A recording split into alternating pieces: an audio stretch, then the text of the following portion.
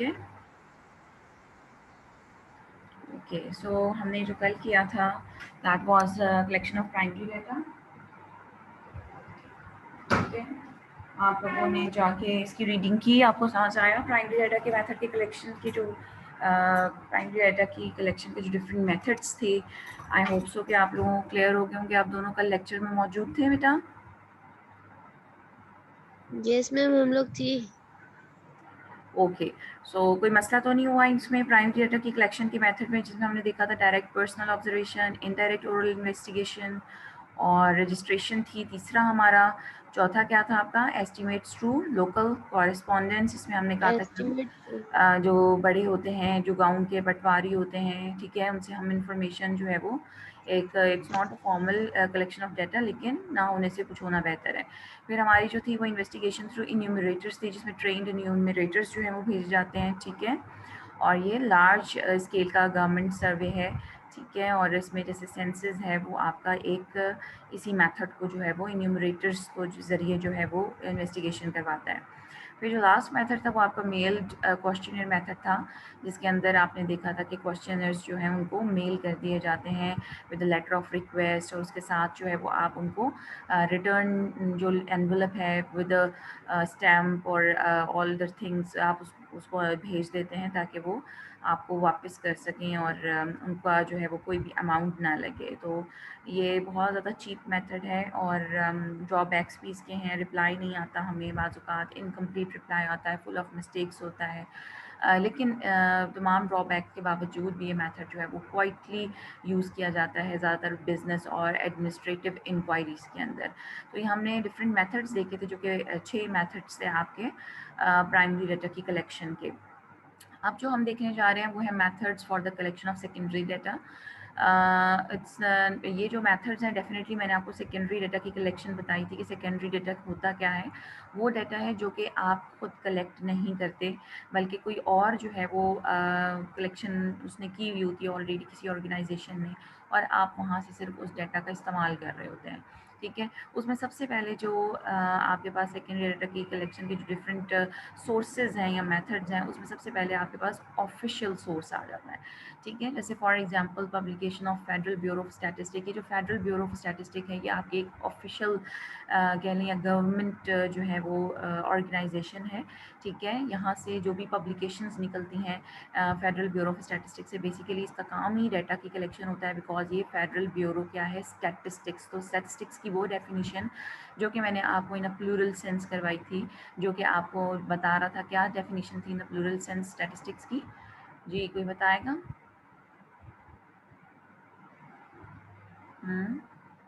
दोनों में से क्या प्लूरल सेंस में आपकी स्टैटिस्टिक्स की डेफिनेशन थी?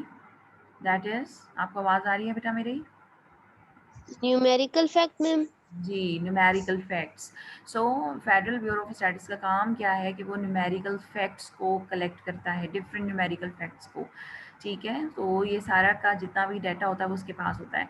इसी तरह मिनिस्ट्रीज़ ऑफ एग्रीकल्चर हैं, फाइनेंस है, कम्युनिकेशन है, रेलवेज़ हैं, ये सारी की सारी आपकी क्या हैं? मिनिस्ट्रीज़ हैं। और आपको पता है कि हमारी डिफरेंट जो है वो मिनिस्ट्रीज़ मौजूद हैं, जिसमें ये सारी गवर्नमेंट लेवल की मिनिस्ट्रीज़ हैं। और डेफिनेटली ये जो एग्रीकल्चर की मिनिस्ट्री है, डेफिनेटली ये एग्रीकल्चर के अकॉर्डिंग कि कितना हमारा जो है वो क्रॉप जो है वो हो रही है, और हमारी कितनी इंपोर्ट है, कितनी एक्सपोर्ट है, फाइनेंस के हवाले से कि हमारा कितना जो है बजट जो है वो बनता है जो हमारा हर साल, और इसके अलावा हमारी जो कितना बजट का कितना हिस्सा हम किस उसके लिए एलोकेट करते हैं, एजुकेशन में कितना एलोकेट करते हैं, इंफ्रास्ट्रक्चर में आप कितना एलोकेट करते हैं। तो ये सारा का सारा डाटा मिनिस्ट्रीज़ के पास, कम्युनिकेशंस जो हैं उनके पास, और उसके अलावा रेलवे की मिनिस्ट्री है हमारे पास, रेलवेज़ में कितनी रेलवे हैं, कितने पैसेंजर्स जो हैं वो हमारे ऑन डेली बेसिस जो है वो ट्रैवल करते हैं। तो ये सारा डाटा मिनिस्ट्रीज़ के पास मौजूद होता है।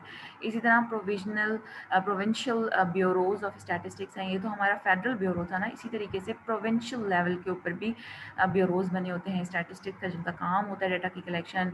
प्रोविंशियल डिपार्टमेंट्स होते हैं, ठीक है, ये मिनिस्ट्रीज़ हैं। और फिर मिनिस्ट्रीज़ के अंदर जो है ये आपके प्रोविंशियल लेवल के ऊपर डिपार्टमेंट्स होते हैं। जैसे मेन जो है वो मिनिस्ट्री है एग्रीकल्चर की, फिर उसके बाद उनका डिफरेंट प्रोविंस लेवल के ऊपर डिपार्टमेंट ऑफ ऑफ एग्रीकल्चर होता है, इसी तरह हेल्थ एंड एजुकेशन है।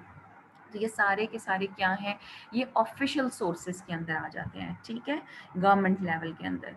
और फिर सेकंड जो आपके पास सोर्स है, that is your semi official source, ठीक है। और सेमी ऑफिशियल सोर्स क्या होते हैं कि जैसे हमारे सेमी प्राइवेट टाइप के नहीं होते, सेमी गवर्नमेंट लेवल के जो ऑफिसर्स होते हैं, ठीक है, जिसमें गवर्नमेंट भी इन्वॉल्व होती है और प्राइवेट इदारे भी जो है वो भी आपके कुछ उनका पार्ट होता है। यानी समझ लें कि अगर 70% प्राइवेट है तो 30% है, 60% प्राइवेट है तो 40% उसमें गवर्नमेंट की इन्वॉल्वमेंट होती है।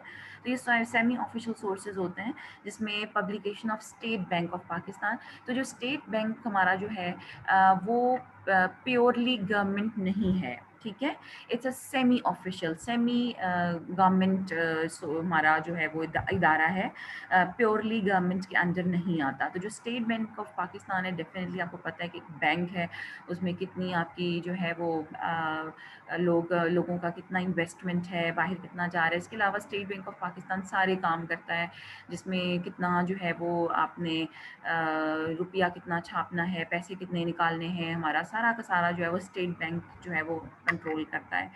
सेंट्रल कॉटन कमेटी है, इकोनॉमिक रिसर्च इंस्टीट्यूट है, डिस्ट्रिक्ट काउंसिल्स हैं, म्यूनसिपल कमेटीज़ हैं, ये भी म्यूनसिपल कमेटीज़ जो कि वाइटल स्टैटिस्टिक्स को, और डिस्ट्रिक्ट काउंसिल्स, ये सारी सारी वाइटल स्टैटिस्टिक्स को, जो मैंने आपको बताया था कि डेथ है, रेट है, बर्थ रेट है, ये सारा का सारा मुआवजा, ठीक है, ये सारी की सारी जो आपकी चीज़ें हैं ये अब आपकी चली गई हैं किसकी, सेमी गवर्नमेंट सोर्सेज हैं, सेमी ऑफिशियल सोर्सेज हैं आपके, ठीक है। सो ये आप यहाँ से भी सारा डाटा जो है वो वापडा से आपको डेफिनेटली, इलेक्ट्रिक सप्लाई कंपनी है आपकी, तो वहाँ से आपको इंफॉर्मेशन मिल जाती है। इसी तरह ये आपके दूसरा सोर्स हो गया जहाँ से आप डाटा उठा सकते हैं, इन्होंने ऑलरेडी डाटा की कलेक्शन की हुई है, सो ये सेकेंडरी सोर्स है, यहाँ से अगर आप उठाएंगे। तीसरा जो है वो आपका प्राइवेट सोर्स है, जिसमें आप पब्लिकेशन, ये टोटली प्राइवेट बेसिस में गवर्नमेंट की इन्वॉल्वमेंट नहीं होती है, ठीक है। So publication of trade association है, इसी तरह chamber of commerce and industry है, मार्केट कमेटीज़ हैं, ये सारी की सारी क्या हैं आपकी, they are the private sources, और यहाँ से भी आप डाटा की कलेक्शन जो है वो कर सकते हैं। इसके अलावा जो है पब्लिकेशन ऑफ रिसर्च ऑर्गेनाइजेशन, बहुत सी रिसर्च ऑर्गेनाइजेशंस काम कर रही होती हैं हमारी, और उन रिसर्च ऑर्गेनाइजेशन जब वो रिसर्च कर लेती हैं तो वो अपनी पब्लिकेशंस भी करती हैं, ठीक है। तो अब वो उन पब्लिकेशन से आप अपना डाटा उठा सकते हैं। जैसे पंजाब इकोनॉमिक रिसर्च इंस्टीट्यूट है, ये पूरा का पूरा एक इंस्टीट्यूट है, रिसर्च इंस्टीट्यूट लाहौर के अंदर, और इनका काम ही रिसर्च करना होता है, और फिर रिसर्च करने के बाद वो उसका जो है पब्लिकेशंस करते हैं, बाकायदा उनके जो है रिसर्च जो है वो पब्लिश होती हैं, ठीक है। और इसी तरीके से Pakistan institute of development economic, ये हमारा इस्लामाबाद में मौजूद है, कायद आज़म यूनिवर्सिटी के पास। PIDC का नाम आपने सुना होगा, Pakistan institute of development economics. ये भी पूरा इदारा है, ये भी पब्लिकेशंस करता है, रिसर्च करता है, उसके बाद पब्लिकेशंस करता है। सो ये चार जो आपके सेकेंडरी सोर्सेज के मेथड हैं, आपने ये याद कर लेने हैं। ऑफिशियल सोर्स है, सेमी ऑफिशियल सोर्स है, प्राइवेट सोर्स है, और फिर उसके बाद आपकी चौथी आ जाती है पब्लिकेशन ऑफ रिसर्च ऑर्गेनाइजेशन, यानी रिसर्च ऑर्गेनाइजेशन की पब्लिकेशंस। इसमें से आपने कुछ जो पॉइंट्स हैं, जैसे आपने सारे जो है पढ़ तो लेने हैं, लेकिन इसमें से कुछ कुछ हर एक के अंदर आपने याद कर लेना है। जैसे ऑफिशियल सोर्स के अंदर कि आपको याद रहेगा definitely, that is publication of federal bureau of statistic याद रहेगा, ministry of agriculture, finance, communication, ठीक है, ये सारी की सारी इसके अंदर आ जाएंगी। इसके अलावा सेमी ऑफिशियल सोर्स में आपको स्टेट बैंक याद रहेगा, ठीक है। उसके अलावा म्यूनसिपल कमेटीज़, डिस्ट्रिक्ट काउंसिल्स, वापडा, ये सब आ जाएगा। प्राइवेट सोर्सेज में आपको पता है कि मार्केट कमेटीज़ बनी हुई होती हैं, ट्रेड एसोसिएशंस हैं आपकी, चैम्बर्स ऑफ कॉमर्स है, ये सारे के सारे प्राइवेट में हैं। और पब्लिकेशन में आप PIDC और जो है पंजाब इकनॉमिक रिसर्च इंस्टीट्यूट है, इसको जो है वो आप शामिल कर सकते हैं। बाकी जो प्राइवेट प्राइमरी सोर्सेज थे वो आपने डिटेल करने हैं, ठीक है, ये मैंने आपको बताया था। इसमें से जो पॉइंट्स में अगर आप चाहें तो आप पॉइंट्स की शक्ल में लिख सकते हैं, अपनी अंडरस्टैंडिंग की बेस के ऊपर आप इसको मज़ीद सिंप्लीफाई कर सकते हैं। और जो सेकेंडरी सोर्सेज हैं उसमें से आप जो है वो कुछ इंपॉर्टेंट पॉइंट्स लिख लें, हेडिंग्स आपको याद होनी चाहिए, और उसके अंदर जो आ रहे हैं उसमें से 2 3 4 जो है वो जो आपको याद रहें ईज़िली आप उसको याद कर सकते हैं। ठीक है। सो ये तो हमारा हो गया डाटा की कलेक्शन के डिफरेंट सोर्सेज। अब हम आ जाते हैं अपनी क्लासिफिकेशन की तरफ या डाटा की प्रेजेंटेशन की तरफ कि हमने डाटा को किस तरीके से प्रेजेंट करना है। तो सबसे पहले डाटा को प्रेजेंट करने के लिए हमें क्या करना पड़ेगा, हमें डाटा को क्लासिफाई करना पड़ेगा। सो अब हम देखते हैं कि व्हाट इज़ क्लासिफिकेशन। क्या कह रहा है कि we have discuss the collection of data in the last chapter. हमने पिछले चैप्टर में क्या देखा, हमने देखा कि हम डाटा को किस तरह से कलेक्ट कर सकते हैं। Collected data are usually available in the form which is not easily to comprehend. So क्या कहते हैं कि जब हम डाटा की कलेक्शन करते हैं तो वो इस शक्ल में नहीं होता कि हम उसको ईजिली अंडरस्टैंड कर सकें। For example, if we have before as the marks obtained by 1000 college student at their matriculation examination, it would be difficult to tell simply by looking at the marks as to how many students have a marks between 300 and 400, between 400 and 500 and so on। तो वो क्या कह रहा है कि जैसे for example मेरे पास 1000 college students के मैट्रिकुलेशन के मार्क्स हैं और सिंपली बाय लुकिंग के अगर वो इस तरह हैफ हज़ार कंडीशन में, लेट सपोज मेरे पास 1000 स्टूडेंट्स खड़े हुए हैं और मैंने एक एक के पास जाकर उनसे उनके मैट्रिक के मार्क्स जो हैं वो सिंपली एक पेज के ऊपर नोट कर लिए हैं, ठीक है। सो वो एक डाटा ऐसा है जिसको मैं ईजिली कंप्रीहेंड नहीं कर सकती, जिसको एक नज़र देख के मैं नहीं बता सकती कि कितने नंबर ऑफ़ स्टूडेंट्स हैं जिनके मार्क्स जो हैं वो 300 से 400 के दरमियान है, या कितने नंबर ऑफ़ स्टूडेंट्स हैं जिनके marks 400 to 500 and up to so on. मैं मतलब उस डाटा को देख के कोई भी जजमेंट नहीं कर सकती, कोई कमेंट नहीं कर सकती। To get a clear picture of the situation, the data must be presented in a form which is easy to understand. As a first step, we may arrange the data into the classes or categories having the similar characteristics। So, सबसे पहले step में आपके जहन में क्या आएगा कि मैं अपने डाटा को अरेंज कर लूँ किसके अंदर, डिफरेंट क्लासेस के अंदर या डिफरेंट कैटेगरीज के अंदर। ये क्लासेस कोई स्कूल की क्लासेस नहीं है, बल्कि ये क्लासेस कैटेगरीज के तौर पे यहाँ पे यूज़ हो रही हैं, ठीक है। कि हम क्या करेंगे कि हम डाटा को डिफरेंट क्लासेस या कैटेगरीज में डिवाइड कर देंगे। अब वो क्लासेस और कैटेगरीज कैसी होनी चाहिए, हैविंग द सिमिलर कैरेक्टरिस्टिक, यानी वो कैटेगरीज जिनकी सिमिलर कैरेक्टरिस्टिक्स हैं उनको हम एक उसमें डाल दें, फिर हम दूसरा ग्रुप बना लें जिसकी सिमिलर कैरेक्टरिस्टिक्स हैं। For example, we may arrange the marks into the group of 50 marks each. यानी मैं क्या करूँगी कि मैं डाटा को अरेंज कर लूँगी कितने ग्रुप्स के अंदर, कि हर ग्रुप के अंदर 50 की जो रेंज है या जो वेरिएशन है वो आ जाए। जैसे फॉर एग्जांपल 300 से लेकर 349 तक के स्टूडेंट्स जो हैं वो एक ग्रुप में डाल दूँ, यानी वो स्टूडेंट जिनके मार्क्स 300 से 349 के दरमियान उनको मैंने इकट्ठा कर लिया। यानी मैंने ये ज्यूम कर लिया कि 50 का डिफरेंस कोई बहुत ज़्यादा नहीं है, यानी जो स्टूडेंट्स 300 से 349 के दरमियान है, they have some similar characteristics, maybe they have some similar जो इंटेलेक्चुअल लेवल, ठीक है। इसी तरीके से 350 से 399 के दरमियान मैंने जो है वो स्टूडेंट्स को कंबाइन कर लिया, मार्क्स वाले स्टूडेंट्स को 400 टू 449 के दरमियान and up to so on, जब तक आपके मार्क्स की जो रेंज है वो कंप्लीट नहीं हो जाती, ठीक है। The process of arranging the data into the classes और categories according to some common characteristic present in the data is called classification। ठीक है। तो क्या कह रहा है यहाँ पे कि ये जो मैंने काम किया है ना, अभी यहाँ पे क्या काम किया है मैंने प्रोसेस किया है डाटा की अरेंजमेंट का। सो इसको हम जो है वो अंडरलाइन करेंगे।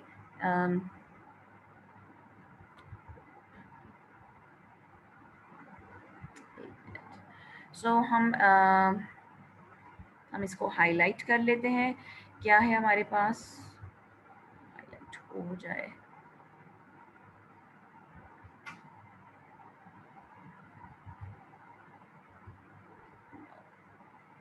ओके, मैं इसको पेंसिल से ही मार्क कर देती हूँ।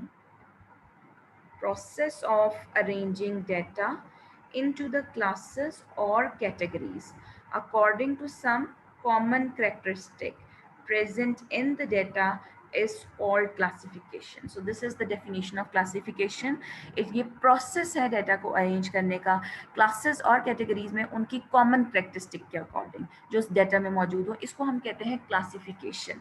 And classification is a process of arranging thing. ये according to sir AR corner के मुताबिक जो डेफिनेशन उन्होंने दी वो क्या थी कि classification is a process of arranging things either actually or notationally in groups or classes according to their resemblance। And affinities. So ये भी वही बात कह रहे हैं, लेकिन हम जो डेफिनेशन यूज़ करेंगे वो ये वाली करेंगे इन अ प्रॉपर सेंस, ठीक है, कि ये एक कैटेगरीज और क्लासेस में डाटा की अरेंजमेंट है according to some common characteristics.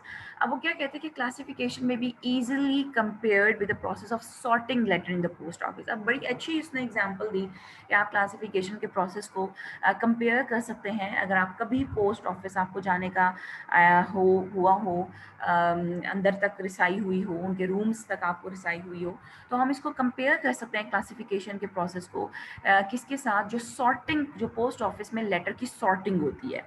If we happen to go to the sorting room of the post office, we will find some pigeonholes for the different cities or different localities of the cities.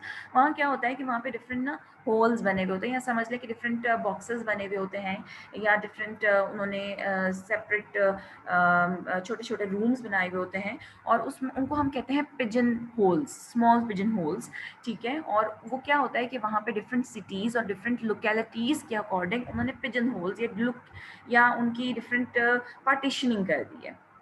The letters sorted are placed in the pigeonholes of the city or locality which the letter is addressed to।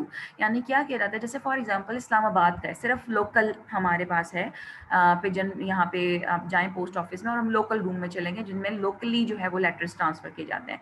तो क्या होगा कि different sectors के pigeon holes बने होंगे, जैसे G6 का लहदा, X6 का लहदा, I8 का लहदा, डिफरेंट सेक्टर्स के अकॉर्डिंग जो है वो पिजन होल्स बने होंगे। अब वो क्या होगा कि जितने भी लेटर्स एड्रेस हुए हुए होंगे लेटर के अकॉर्डिंग, जैसे फॉर एग्जांपल 10 लेटर है, पहला F6 के अकॉर्डिंग है तो F6 के पिजन होल में डल जाएगा, G6 वाला G6 में चला जाएगा। अब क्या होगा एट द एंड, जो इतना सारा मेस आपके पास ढेर लगा हुआ था, वो क्या हो गया, वो अकॉर्डिंग टू योर सेक्टर्स क्या हो गया, क्लासीफाई हो गया, डिस्ट्रीब्यूट हो गया। और अब हमें पता चल गया कि हर सेक्टर, लेट सपोज F6 के अंदर, अब मैं उनको काउंट भी कर सकती हूँ कि F6 के जो लेटर्स हैं वो लेट सपोज 100 हैं, G6 के जो लेटर्स हैं वो 150 हैं, ठीक है। सो अब वो क्या हो गई, वो सॉर्टिंग हो गई आपकी, वो क्लासिफिकेशन हो गई। This is called classification. In the similar way when we classify data, we arrange the items with some characteristics in one group और क्लास, ठीक है। For example in classifying the population of a country by religion, जैसे for example अगर मैंने country की population को religion के according classify करना है, so we may arrange all Muslims in one group. So मैं क्या करूँगी कि मैं एक ग्रुप में तमाम मुस्लिम्स डाल दूंगी, एक ग्रुप में सारे क्रिश्चियंस डाल दूंगी, एक में सारे हिंदूज को इकट्ठा कर दूंगी। So this is called classification. आपको समझ आ रही है कि क्या क्लासिफिकेशन है? Yes, ma'am. Okay, any question? Okay, so although data can be classified by many characteristics, there are 4 important bases for classification. ठीक है, कहते हैं हम बहुत सारी characteristics हैं जिसके अकॉर्डिंग हम डेटा को क्लासीफाई कर सकते हैं लेकिन जो 4 important bases of classification of data है जिसकी बेस के ऊपर हम डेटा को क्लासीफाई कर सकते हैं, वो 4 बेसिस कौन सी हैं? सबसे पहले आपकी जो बेस है that is your qualitative base, यानी आप क्वालिटी की बेस के ऊपर डेटा को क्लासिफाई कर सकते हैं। और मैंने आपको जब लास्ट लेक्चर दिया था, आई होप सो कि आप लोगों को याद होगा कि मैंने आपको क्वालिटेटिव डेटा के लिए एक और वर्ड यूज़ किया था, और वो क्या था, एट्रीब्यूट। यानी अगर हम बात करें स्टैट्स की लैंग्वेज में, तो क्वालिटेटिव जो डेटा है, जिसको मैंने आपको कहा था कि जिसकी क्वालिटेटिव डेटा कौन सा होता है, जिसको आप मैयर नहीं कर सकते, बल्कि इसकी सिर्फ प्रेजेंस या एब्सेंस को आप नोट कर सकते हैं कि वो क्वालिटी उस पर्सन में मौजूद है या नहीं है। जैसे फॉर एग्जांपल मैंने आपको कहा था कि हेयर कलर, आई कलर, ठीक है, और इसी तरीके से आपका एजुकेशन, आपका मैरिटल स्टेटस, ये सारी की सारी क्या है, these are the qualitative variable. ये आपका क्वांटिटेटिव वेरिएबल नहीं है, क्योंकि आप इसको मैयर नहीं कर सकते। आप किसी की मैरिटल स्टेटस को मैयर नहीं कर सकते, बल्कि हम सिर्फ उसकी कैरेक्टरिस्टिक को, प्रेजेंस या एब्सेंस को नोट कर सकते हैं कि वेदर ही और शी इज़ मैरिड, विडोड, ठीक है, वो वेदर शी इज़ विडोड और सिंगल और डिवोर्स, ठीक है। सो इसी तरीके से हेयर कलर अगर हमें देखना है, सो हम उसकी प्रेजेंस और एब्सेंस को नोट कर सकते हैं कि whether the hair colour is brown, black, ठीक है, eye colour brown, black, blue, grey, ठीक है, हम उसको मैयर नहीं कर सकते।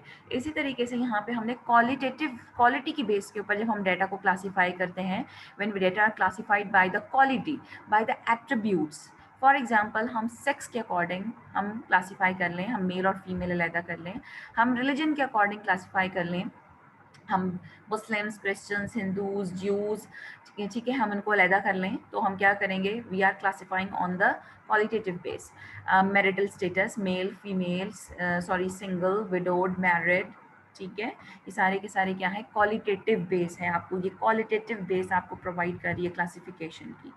इसी तरह नेक्स्ट है आपका quantitative, when the data are classified by quantitative characteristic, यानी जब हम किसी क्वांटिटी की कैरेक्टरिस्टिक, क्वांटिटी बेस के ऊपर, खसूसियत के बेस के ऊपर जब हम डाटा को क्लासीफाई करते हैं। क्वांटिटेटिव बेस क्या होती है, क्वांटिटेटिव डाटा क्या होता है, जिसको आप मैयर कर सकें, ठीक है। जैसे फॉर एग्जांपल आप हाइट की बेस के ऊपर स्टूडेंट्स को क्लासीफाई कर रहे हैं, जैसे फॉर एग्जांपल आपने 3 to 4 फीट वाले स्टूडेंट्स अलहदा कर लिए, या आपको लग रहा है कि 3 to 4 बहुत ज़्यादा है, आप सिमिलर कैरेक्टरिस्टिक की बेस के ऊपर कर रहे हैं, तो 3 to 4 तक तो कम ही होता है, 4 to ऑनवर्ड ही होती है, तो आप क्या कर सकते हैं, आप 4 फीट टू 4.2 फीट्स वाले अलहदा कर लें, 4.2 से लेकर 4.4 तक अलहदा कर लें, इस तरीके से आप क्लासीफाई कर सकते हैं।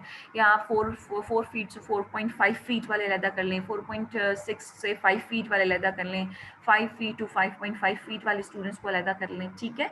सो इस तरीके से, या आप वेट की बेस के ऊपर जैसे 40 to 45 वाले केजी के अलहदा कर लिए, 45 to 50 केजी वाले अलहदा कर लिए, ठीक है। इनकम की बेस के ऊपर, कि जैसे फॉर एग्जांपल आप ले लें बिलो 10,000 आपने अलहदा कर लिए, 10,000 to 15,000 वाले जिनकी इनकम है उनको अलहदा कर लिया, ठीक है। सो ये क्या हो रही है, ये आपकी क्लासिफिकेशन हो रही है बाय द क्वांटिटेटिव कैरेक्टरिस्टिक, क्योंकि ये मैयरेबल कैरेक्टरिस्टिक है, हाइट मैयर की जा सकती है, वेट मैयर किया जा सकता है, इनकम मैयर किया जा सकता है। So these are the quantitative base, ठीक है। तो पहला जो क्लासिफिकेशन की जो बेस हो गई, first base for the classification is qualitative, second qualitative base, second one is the quantitative base, third one is the geographical base, ठीक है। जियोग्राफिकली भी आप डाटा को क्लासीफाई कर सकते हैं, when the data are classified by the geographical regions or the locations, ठीक है। For example, the population of the country may be classified by provinces, हमें पता है हमारे 4 provinces हैं, अगर मैं डाटा को पॉपुलेशन ऑफ द कंट्री, अपनी कंट्री की पॉपुलेशन को क्लासीफाई करना चाहूँ, तो मैं प्रोविंसेस की बेस के ऊपर कर सकती हूँ। पंजाब अलहदा कर दिया, Sindh, Balochistan, KPK, 4, these are the classification. Division level के ऊपर, डिस्ट्रिक्ट लेवल के ऊपर, टाउन लेवल के ऊपर, ठीक है। मैं चाहूँ मैं सेक्टर्स अलहदा कर सकती हूँ, जैसे अभी मैंने किए, मैंने क्लासीफाई कर लिया, ठीक है। पंजाब को मैं पंजाब के अंदर बहुत सारी सिटीज़ हैं, मैं सिटीज़ की बेस के ऊपर लाहौर अलहदा कर दिया, फैसलाबाद अलहदा कर दिया, रावलपिंडी अलहदा कर दिया, तो ये क्या है, these are the geographical base, ठीक है। और सिंपल जो उसकी एग्जांपल है वो आपका सेक्टर्स है। अगर मैं इस पे आ जाऊँ, तो हम क्या कर सकते हैं कि हम सेक्टर वाइज अपनी जो है वो एरिया को हम डिवाइड कर सकते हैं, अपनी इस्लामाबाद को। तो these are the geographical base for the classification. And the fourth one is the chronological और temporal base for the classification.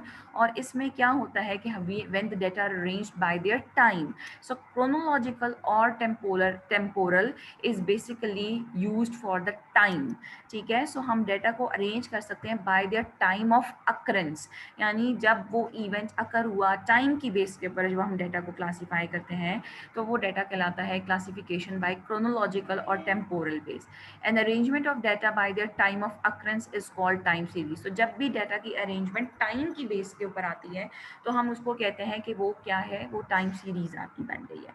जैसे फॉर एग्जांपल आपके पास जो है वो लेट्स सपोज मैं कहूँ कि आपके पास टाइम ईयर्स हैं, ठीक है। आपके पास क्या है, ईयर्स मैंने यूज़ कर लिया वाई के लिए। 2001 में आपकी कितनी प्रोडक्शन हुई, लेट्स सपोज जो शुगर है, शुगर की प्रोडक्शन हम देख लेते हैं, 2001 में कितनी है, 2002 में कितनी है, प्रोडक्शन देख लें, या इंपोर्ट देख लें, एक्सपोर्ट देख लें, शुगर तो हम एक्सपोर्ट भी करते हैं, ठीक है। ये आपका वाई वेरिएबल है, ठीक है। वेरिएबल में मैं आपको बता चुकी हूँ, ये टाइम वेरिएबल आपका टाइम है, 2001, 2002, 2003, ये सारी आ गई। और उसके कॉरेस्पॉन्डिंग आपकी क्या आ गई, प्रोडक्शन आ गई, ठीक है। लेट्स सपोज ये आपकी क्या आ गई, प्रोडक्शन, किसकी, शुगर की प्रोडक्शन, जैसे टन्स में, मंथ्स में, जो भी आपको गिवन है, यहाँ पर आपको वैल्यूज गिवन है। लेट्स सपोज 3000 टन, सिंपल, ठीक है। मैं कोई इतनी डिटेल्स में नहीं जा रही, एग्जैक्ट मैं आपको दूँ, 3000 टन है, सीधा 2000 टन है। तो ये जो डेटा की क्लासिफिकेशन हुई, अभी क्लासीफाई हो गया ना, 2001 का लहदा हो गई, 2002 की लहदा हो गई, 2003 की लहदा हो गई। तो ये जो क्लासिफिकेशन है, इसको हम कहते हैं classification by time, bye their time of occurrences. इसको हम क्रोनोलॉजिकल और टेम्पोरल बेस हो गई ना, टाइम की बेस के ऊपर। और इस जो पूरा डाटा बन जाएगा इसको हम टाइम सीरीज भी कहते हैं। तो जो भी डाटा टाइम की बेस के ऊपर क्लासीफाई होता है उसको हम टाइम सीरीज, या हम आगे जाके भी देखते हैं, पूरा टॉपिक है ये टाइम सीरीज का। तो ये टाइम सीरीज का जो है वो कहलाता है। तो 4 इंपॉर्टेंट बेसिस ऑफ क्लासिफिकेशन कौन सी हैं? क्वालिटेटिव बेस, इसमें क्वालिटी की बेस के ऊपर डाटा क्लासीफाई हो रहा है। क्वांटिटेटिव बेस, जिसमें क्वांटिटी की बेस के ऊपर, कैरेक्टरिस्टिक की बेस के ऊपर डाटा क्लासीफाई हो रहा है। ज्योग्राफिकल, जिसमें ज्योग्राफिकल रीजन्स की बेस के ऊपर आपका डाटा क्लासीफाई किया जा सकता है। और चौथा जो है वो आपका क्रोनोलॉजिकल और टेम्पोरल, जिसमें टाइम की बेस के ऊपर आप डाटा को क्लासीफाई कर रहे हैं। ठीक है, is it clear? Any question?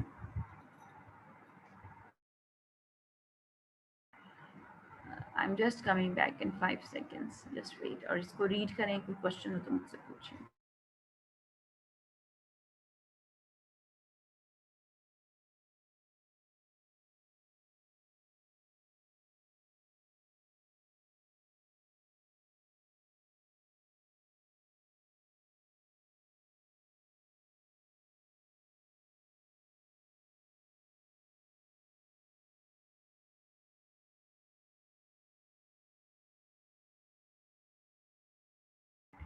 जी बेटा, एनी क्वेश्चन? No ma'am. जी, बाकी भी रिप्लाई करें। समझ आ गई? या मुझे बताएं, रिप्लाई चाहिए मुझे। क्वालिटेटिव बेस कौन सी है? कौन सी? अच्छा, 4 बेसिस ऑफ क्लासिफिकेशन पहले मुझे बता, बल्कि मुझे क्लासिफिकेशन की डेफिनेशन बताएं। क्लासिफिकेशन है क्या? उर्दू में बता दें, कोई मसला नहीं है।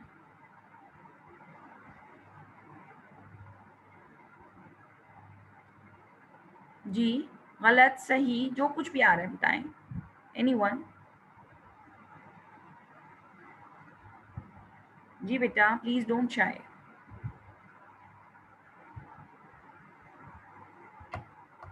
No one? क्या होता है क्लासिफिकेशन में बेटे? किस चीज का प्रोसेस है? What's the process? Sorting letters in a post office. जी, Ma'am, जोर से बोले। sorting letter in a post office. वो तो एक एग्जाम्पल थी ना, वो तो मैंने आपको एग्जाम्पल दी थी। What is classification? क्लासिफिकेशन कौन सा प्रोसेस है जिसमें हम डेटा को अरेंज करते हैं? Arranging data, process of arranging data. जो डेटा है फिजार्ड एक पड़ा हुआ है, ठीक है, उस डेटा को आपने क्या करना है? Arrange. आपने उस डेटा को करना है अरेंज। ठीक है, सो classification is the process of arranging data. अब वो डेटा को अरेंज किस में किया? क्लासेस में और कैटेगरीज में, according to some common characteristic present in the data. So अगर मैं सिंपल लैंग्वेज में बात करूं तो क्या है?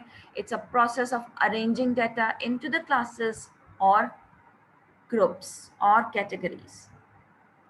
ठीक है, process of arranging data into the classes or categories according to some common characteristic, ठीक है, is called classification. So what are the 4 bases of classification? Ji, Qualitative, Qualitative, quantitative, quantitative, geographical और chronological. chronological. ठीक है, और qualitative base कौन सी है? Qualitative वो branch जो है मैयर ना की जा सके। जो मैयर ना की जा सके, जिसमें हम लोग अलग करते हैं कि मैरिड लोग जो हैं, अनमैरिड जो हैं, बर्थ रेट, डेथ रेट, जिसमें हम ये अरेंज कर रहे हैं। जिसमें हम आई कलर को देखते हैं, हेयर कलर को देखते हैं। हाँ, यानी हम डेटा को क्लासिफाई कर रहे हैं किसकी बेस के ऊपर? कोई क्वालिटेटिव करेक्टरिस्टिक की बेस के ऊपर। When data are classified by the qualitative characteristic, ठीक है। अब वो क्वालिटेटिव कैरेक्टरिस्टिक क्या होती है? क्वालिटेटिव कैरेक्टरिस्टिक वो होती है जिसको आप मैयर नहीं कर सकते, ठीक है, जिसकी प्रेजेंस और एब्सेंस को सिर्फ आप नोट कर सकते हैं। सो आप लोगों ने ये याद रखना है, ठीक है। बहुत सिंपल लैंग्वेज में लिखा हुआ है, when the data classified by the इसकी जगह एट्रीब्यूट्स का वर्ड की जगह अगर आपको ना याद रहे तो आप क्वालिटेटिव कैरेक्टरिस्टिक भी कर सकते हैं. When data classified by the qualitative characteristic, for example sex के अकॉर्डिंग आपने डेटा को क्लासिफाई कर लिया, रिलीजन की बेस के ऊपर. रिलीजन कौन कौन से हो सकते हैं आपके, किस रिलीजन की बेस पे कैसे क्लासिफाई होगा? मैम हर मजहब को वो करना होता है, यानी हर जो रिलीजन होते हैं उनको क्लासिफाई करना होता है क्वालिटेटिव बेस पर. हाँ, यानी रिलीजन की बेस के ऊपर आप क्लासिफाई कर सकते हैं. क्वालिटेटिव के अंदर रिलीजन आ रहा है ना. सो रिलीजन किस तरह क्लासिफाई होगा? मुस्लिम्स, हिंदूज और क्रिश्चियंस और ज्यूज. और सेक्स की बेस पे अगर क्लास, जैसे ये क्वालिटेटिव है, सारे क्वालिटेटिव हैं. अब सेक्स की बेस पे कैसे आप कर सकते हैं? Male, female. मैरिटल स्टेटस की बेस के ऊपर आप कैसे कर सकते हैं कि आपने सिंगल, मैरिड, डिवोर्स, विडोज, इस तरह क्लासिफाई हो गया. ठीक है. सो ये क्वालिटेटिव बेस के ऊपर. आई कलर की बेस के ऊपर तो ब्लू, ग्रीन, ठीक है, ब्राउन, ब्लैक. ओके. और क्वांटिटेटिव बेस क्या है? जिसमें क्वांटिटेटिव कैरेक्टरिस्टिक आ जाती हैं, जिसमें हाइट है, हाइट के अकॉर्डिंग आपने क्लासिफाई कर लिया. जैसे अभी मैंने बताया कि 4 फीट टू 4.5 वाले अलहदा कर लिए, 4.5 टू 5 फीट वाले अलहदा कर लिए. वेट के अकॉर्डिंग 40 टू 45 kg वाले अलहदा कर लिए, एक क्लास बना ली. 45 टू 50 वाले जितने भी थे उनकी एक क्लास बना ली. ठीक है. जोग्राफिकल बेस के ऊपर आपने जोग्राफिकल रीजन्स, प्रोविंसेस की बेस के ऊपर आपने क्लासिफाई कर लिया कि आपने सिंध के लोगों को अलहदा कर लिया, पंजाब के लोगों को अलहदा कर लिया, बलोचिस्तान के लोगों को अलहदा कर लिया. ठीक है. क्लास के अंदर मुख्तलिफ जगह के लोग रहते हैं ना, जैसे आते हैं मुख्तलिफ कॉलेज में बहुत सारे होते हैं, कोई पंजाब का होता है, कोई सिंध का होता है, तो आप अलहदा कर सकते हैं. आप चाह रहे हैं कि अच्छा मुझे पता चले कि इस कॉलेज में कितने जो है वो सिंध के हैं, कितने पंजाब के हैं, कितने बलोचिस्तान के, कितने केपी के हैं, तो आप कहेंगे ये क्लासीफाई हो जाए. तो आप अलग-अलग ढेरियाँ बना देंगे किसी चीज़ की, या ग्रुप्स बना देंगे, तो वो क्या हो जाएगी? वो क्लासिफिकेशन हो जाएगी. ठीक है. इसी तरह टाइम के अकॉर्डिंग मैंने आपको बताया कि आपने टाइम के अकॉर्डिंग अगर आप क्लासिफाई करेंगे तो वो क्या कहलाएगी? वो क्रोनोलॉजिकल और टेम्पोरल. तो यहाँ से आपने एक तो डेफिनीशन, और डेफिनीशन के बाद 4 important basis of classification of data की हेडिंग देके आपने ये 4 बेसिस जो है वो लिखनी है अपने नोट्स के अंदर, और इन्हें याद भी रखना है. टाइप्स ऑफ क्लासिफिकेशन क्या होती हैं? डेटा में बी क्लासिफाई बाय 1, 2 और 3 और many characteristic at a time. When data are classified by one characteristic, classification is said to be one way. For example, the population of country may be classified by religion as Muslims, Christians, Hindus, and when we classify data 2 characteristic at a time. तो अब यहाँ पे क्या कह रहे हैं कि types वो बेसिस ऑफ क्लासिफिकेशन थी. ये क्या थी आपकी? These are the bases. क्या बेसिस हैं क्लासीफाई करने की? क्वालिटेटिव बेस है, क्वांटिटेटिव, ज्योग्राफिकल, क्रोनोलॉजिकल. अब वो कह रहा है कि टाइप्स ऑफ क्लासिफिकेशन क्या है. अब वो कहते हैं कि अगर आप एक ही कैरेक्टरिस्टिक की बेस के ऊपर, ठीक है, आप डेटा को क्लासीफाई कर सकते हैं एक कैरेक्टरिस्टिक की बेस के ऊपर, 2 की, 3 की, या एक 3 से ज़्यादा एट अ टाइम. जब आप एक कैरेक्टरिस्टिक की बेस के ऊपर डाटा को क्लासीफाई करते हैं तो वो कहलाती है आपकी क्या? One way classification. जैसे मैंने रिलीजन की बेस के ऊपर क्या, मैंने रिलीजन की बेस के ऊपर क्लासीफाई कर लिया. मैंने मुस्लिम्स अलहदा कर लिए अपने कॉलेज के. जो हिंदूज थे वो मैंने अलहदा कर लिए, कितने हिंदू हैं हमारे कॉलेज के अंदर, और जो जितने क्रिश्चियंस थे वो मैंने अलहदा कर लिए. ठीक है. This is called one way classification. 1000 बच्चा मैंने डिवाइड कर लिया कि ये जो है वो इतने, जैसे लेट सपोज 600 इधर आ रहे हैं, 100 इधर आ रहे हैं, और 300 इधर आ रहे हैं. ठीक है. ये वन वे क्लासिफिकेशन है. लेकिन अगर मैं साथ ही दूसरा करेक्टरिस्टिक भी ले लूँ, मैंने मेल अलहदा कर दिए और फीमेल जो है वो मैंने साथ ले ली. अब 2 करेक्टरिस्टिक आ गई. एक आपका क्या आ गया? ये क्या है? रिलीजन. एक करेक्टरिस्टिक कौन सा आ गया? रिलीजन. और दूसरा करेक्टरिस्टिक क्या आ गया आपका? सेक्स. ओके. तो अब 2 करेक्टरिस्टिक एट अ टाइम चल रहे हैं. मैंने क्या किया कि मेल मुस्लिम्स अलहदा कर लिए, फीमेल मुस्लिम्स अलहदा कर ली. पहले नहीं था, पहले से मेल फीमेल. जैसे फॉर एग्जांपल मैं कॉलेज नहीं ले रही, एक एज यूनिवर्सिटी ले रही हूँ जिसमें मेल भी है और फीमेल भी है. मैंने सारे मुस्लिम्स, चाहे वो फीमेल थी मेल थी, मैंने एक ही ग्रुप में डाली थी जब मेरा ये वाला सेकंड कैरेक्टरिस्टिक नहीं था. हिंदूज मैंने एक में डाल दी थी, कॉलेज क्रिश्चियन मैंने अलहदा डाल दी. अब जब मैं 2 eight a time characteristic consider कर रही हूँ, मैं रिलीजन भी ले रही हूँ, साथ सेक्स भी ले रही हूँ, तो मैंने क्या किया कि जो मेल मुस्लिम्स थे उनको अलहदा कर लिया कि कितने मेल मुस्लिम्स हैं, और फीमेल मुस्लिम्स मैंने अलहदा कर ली. मेल हिंदू अलहदा कर लिए, फीमेल हिंदूज अलहदा कर लिए, मेल क्रिश्चियंस अलहदा कर ली, फीमेल क्रिश्चियन। तो ये क्या हो गई, this is two way classification, ठीक है। जैसे उसने यहाँ पर कहा कि for example the population of country may be classified by religion as Muslim, Christians, Hindus, and when we classify data by two characteristic at a time, ये देखिए two characteristic at a time चल रहा है, the classification is said two way. तो ये कौन सी classification हो गई, ये टू वे क्लासिफिकेशन हो गई। And classification will be three way. अब थ्री वे क्लासिफिकेशन भी हो सकती है अगर मैं तीसरा कैरेक्टरिस्टिक इसमें इंक्लूड कर दूँ, ठीक है। जैसे मैं यहाँ पे इंक्लूड कर लूँ कि मैं तीसरा कैरेक्टरिस्टिक एक और बीच में डाल रही हूँ, और वो क्या है यहाँ पे, गर्ल्स आपको मेरी आवाज आ रही है? यस मैम आ रही है। अब मैं तीसरा कैरेक्टरिस्टिक डाल रही हूँ यहाँ पे मैरिटल स्टेटस, ठीक है। मैंने मैरिड, मेरे पास ज़रा लिखने में प्रॉब्लम हो रही है लेकिन आपको समझ आई होप सो क्या आ रही हो। मैरिड सिंगल मैंने अलहदा कर लिए, इसी तरह यहाँ पे भी ये सॉरी ये मैरिड हो गया, ये मैरिड हो गया, ये वाला ये मैरिड हो गया, और सिंगल्स अलहदा कर लिए, ठीक है। इसी तरह यहाँ पे भी मैंने क्या कर लिए, मैरिड अलहदा कर लिए और सिंगल अलहदा कर लिए। अब थ्री वे क्लासिफिकेशन हो रही है, यानी एक कितने मुस्लिम्स मेल मैरिड, कितने मुस्लिम मेल सिंगल अलहदा हो गए यूनिवर्सिटी के, मुस्लिम्स फीमेल मैरिड और मुस्लिम्स फीमेल सिंगल्स अलहदा हो गए। समझ आ रही है बात? तो अब तीन करेक्टरिस्टिक एट अ टाइम चल रहे हैं, मैरिड भी चल रहा है, सेक्स भी चल रहा है, और उसके अलावा उनका जो है वो मैरिटल स्टेटस भी चल रहा है, ठीक है। तो जब आप थ्री कैरेक्टरिस्टिक और एट टाइम चलते हैं और क्लासीफाई करते हैं डाटा को थ्री कैरेक्टरिस्टिक की बेस के ऊपर, तो वो कहलाती है आपकी थ्री वे क्लासिफिकेशन, ठीक है। Is it clear? और अगर मैं तीन से ज्यादा ले जाऊं, जैसे 4 या 5 कैरेक्टरिस्टिक्स पर टाइम में कंसिडर कर रही हूँ, ठीक है, या जैसे मैं उनका एजुकेशन ले लेती हूँ कि उनकी कितनी एजुकेशन है, चौथा कैरेक्टरिस्टिक एक लेवल ले लूँ, तो वो क्या कहलाएगी, मैनी वे क्लासिफिकेशन, ठीक है।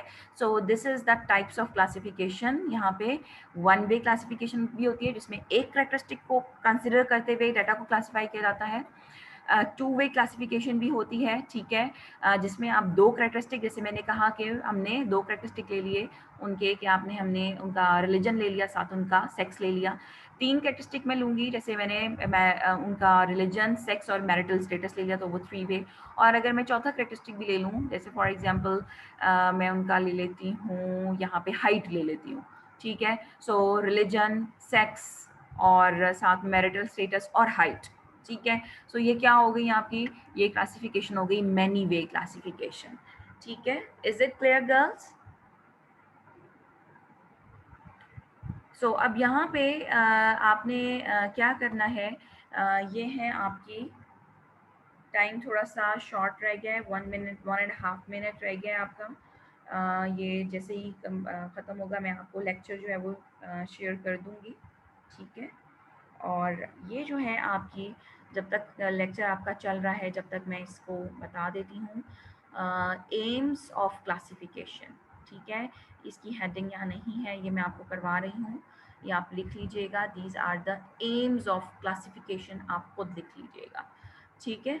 अब एम्स ऑफ क्लासिफिकेशन, मकसद क्या है क्लासिफिकेशन करने का, to reduce the large of set of data to an easily understood summary, बहुत लार्ज सेट ऑफ डेटा जो है इसको रिड्यूस करके एक ऐसी फॉर्म में लेकर आना जो कि एक अंडरस्टूड समरी हो जाए, ठीक है, इजीली अंडरस्टूडेबल हो।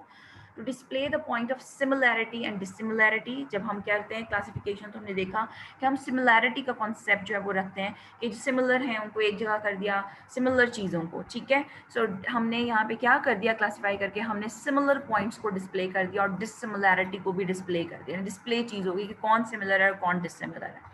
To save the mental strain by eliminating unnecessary details, यानी हमने क्या कर लिया कि वो पहले जो एक इतना बड़ा डाटा था उसको जब हमने एक कंपायर कर लिया तो जो कि स्ट्रेन था, मेंटल स्ट्रेन, उसको हमने जो अननेसेसरी डिटेल्स थी उसको हमने एक्सक्लूड कर दिया। हम आगे जाके देखेंगे कि हम जब फ्रीक्वेंसी डिस्ट्रीब्यूशन करेंगे तो बहुत सारी अननेसेसरी डिटेल्स जो है स्किप हो जाती हैं।